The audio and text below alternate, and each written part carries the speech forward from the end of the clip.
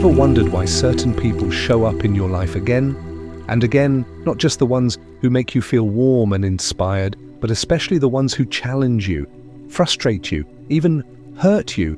What if they aren't just passing characters? What if every person, friend or stranger, lover or enemy, is offering you a spiritual lesson meant specifically for your growth? Watch this video until the end, because when you understand this one truth, your entire life, your relationships, even your past pain, will begin to look different. And in the comments, share your realization. This person taught me. Maybe it was patience, maybe it was courage, maybe it was letting go. Because no one shows up by accident, and nothing is wasted, not even the heartbreak. Buddhist wisdom teaches that every experience and every person is part of your path. Karma doesn't just bring you events, it brings you encounters. And each person is a mirror. Some reflect your light, some reflect your shadow, but all reflect something that's ready to be seen. You may have met someone whose love cracked you open, or someone whose betrayal left you broken, or someone whose silence taught you to hear your own voice. These were not just random moments, they were invitations, each one asking, will you wake up? Will you learn? Will you grow? Not just in knowledge, but in compassion. The Buddha taught that our suffering often comes not from what happens, but from how we relate to what happens. And that includes how we relate to people. When we cling to the ones who please us and resist the ones who challenge us, we miss the deeper purpose. The enlightened view sees all relationships as Dharma spiritual teaching. There's a famous Zen saying, when the student is ready, the teacher appears. But the teacher doesn't always wear robes or speak gently. Sometimes. The teacher is the person who pushes your buttons, the one who doesn't meet your expectations, the one who forces you to look at the part of yourself you've been avoiding.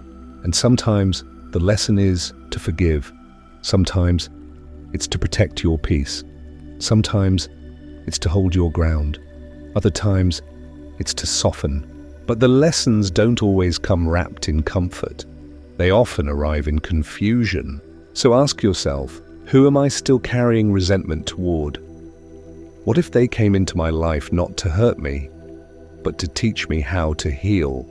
That doesn't mean excusing harmful behavior. It means stepping into the perspective of wisdom, not to be passive, but to be conscious. The Buddha spoke of the three poisons: ignorance, attachment, and aversion. And people often stir those within us. We crave connection with one person. We push away another. We ignore the pain another reveals in us. But every time we become aware of this, we have an opportunity not to react, but to awaken. Maybe the person who left you wasn't meant to stay, but to teach you how to stay with yourself. Maybe the person who judged you taught you how to stop seeking approval. Maybe the person who showed you unconditional love reminded you that you are worthy of receiving it. And maybe, just maybe, the person you couldn't understand was reflecting the parts of you still longing for compassion.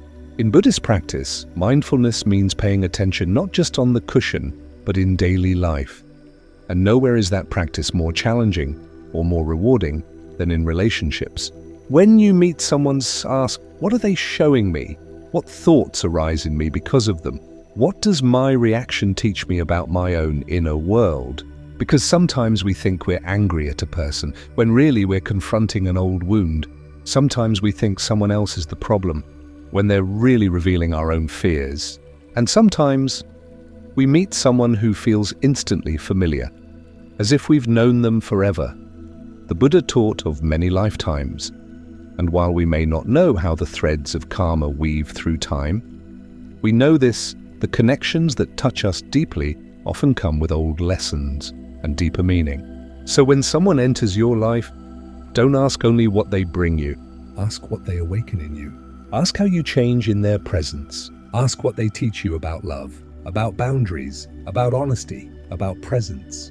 Even the ones who come and go quickly, like a stranger with a kind smile, or a short conversation that stays with you, carry something sacred. Nothing in this life is random, not in the eyes of awareness. The more conscious you become, the more clearly you see this person is here to teach me something. Sometimes the lesson is immediate, sometimes it takes years, but it always arrives if you're willing to look. Thich Nhat Hanh said, "When another person makes you suffer, it is because he suffers deeply within himself. He does not need punishment, he needs help." That doesn't mean you accept abuse or abandon your well-being, but it means you can view others through the lens of understanding rather than judgment. And from that place, you begin to choose differently. You begin to relate differently. You no longer absorb people's energy unconsciously. You become aware of how their energy meets yours. And you make choices not out of fear or habit, but from clarity. That's when relationships stop being sources of drama and start becoming sacred ground. This is where the lesson deepens. Everyone is your teacher, but not everyone is your path. Some people come to awaken you. Some people come to accompany you. Some come to test you. And some come to remind you that you've outgrown certain dynamics.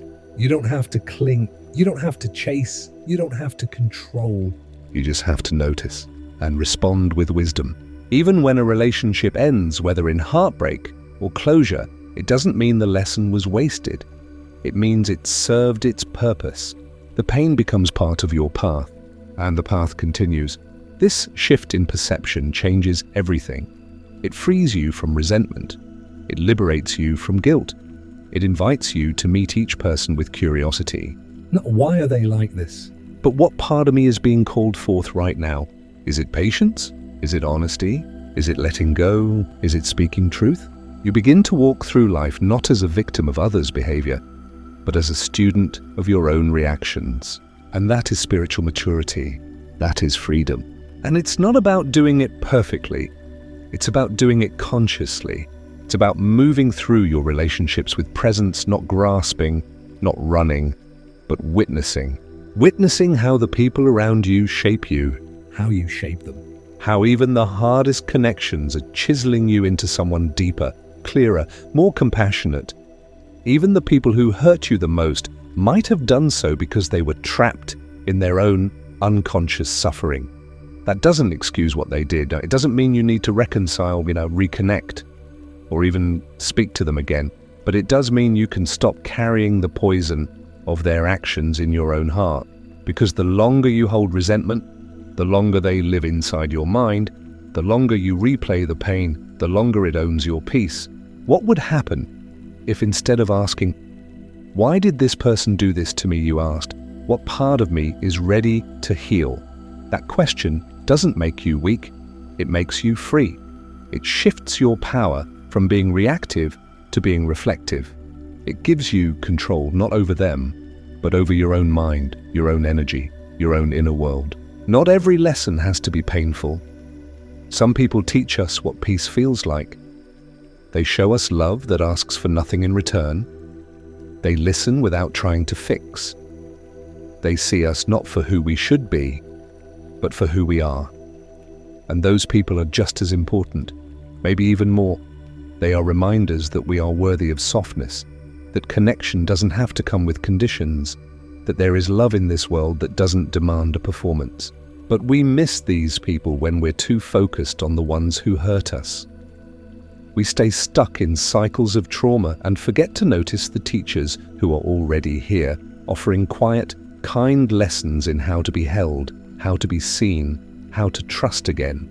The Buddha taught that life is a cycle of birth and death, not just physically, but emotionally, spiritually.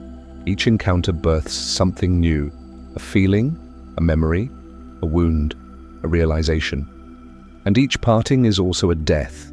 Something falls away, an illusion, an attachment, an old part of you that can't come forward anymore. To live with wisdom is to welcome both with open eyes. Because the lesson is never just about the other person. It's about who you become in their presence. Do you shrink? Do you speak? Do you run? Do you stay? Do you lose yourself? Or do you come home to yourself more fully? This is the invitation of every relationship, not to change the other, but to remember who you are. And sometimes that remembering requires friction. Think of the oyster and the pearl. The pearl is formed by irritation, by something that doesn't belong. but through layers of response, of care, of transformation, it becomes something beautiful. You are the same. What others bring into your life, whether joy or pain, can be met with layers of presence, of practice, of love. And over time, that presence becomes your peace. The Dalai Lama once said, "Our enemies provide us the most opportunity to practice tolerance and patience." But this doesn't mean you should keep those who harm you close. It means their presence, even in memory, can be used as a gateway to deeper wisdom. If someone triggers your deepest fears, maybe the lesson is not about them, but about facing those fears. If someone drains your energy, maybe the lesson is about setting boundaries. If someone makes you feel unworthy, maybe the lesson is remembering your value was never theirs to give or take. And if someone walks beside you with gentleness and care, maybe the lesson is to receive that love without shrinking, without suspicion. Maybe it's to believe, at last, that love can be safe. These are not lessons of the intellect. They are lessons of the heart. And the heart learns slowly, with repetition, with silence, with reflection. That's why solitude matters. Without space to integrate, we just move from one person to the next, one experience to the next, without absorbing the wisdom.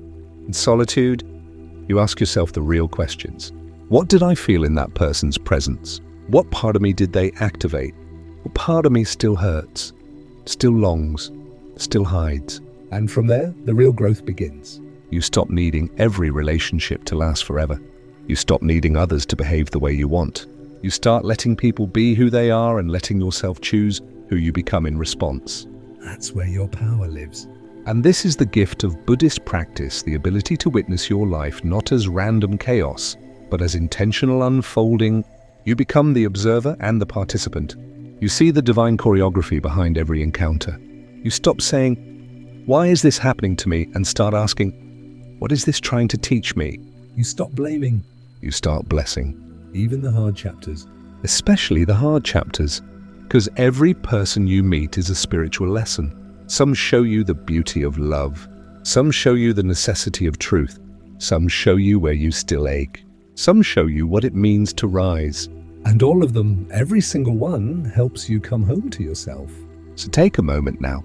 Think of someone who changed you, someone who showed up at just the right time, or maybe someone who left and in their absence revealed your own strength. What did they teach you? What did you learn not about them, but about you? Write it in the comments. This person taught me. Let it be a release. Let it be a tribute. Let it be a thread in the tapestry of awakening. Because this is the real work, not to escape people, but to meet them with wisdom. Not to get lost in them, but to return to yourself through them. You are not separate from the world. You are shaped by it. And in turn, you shape others. So walk gently. Speak honestly. Listen deeply.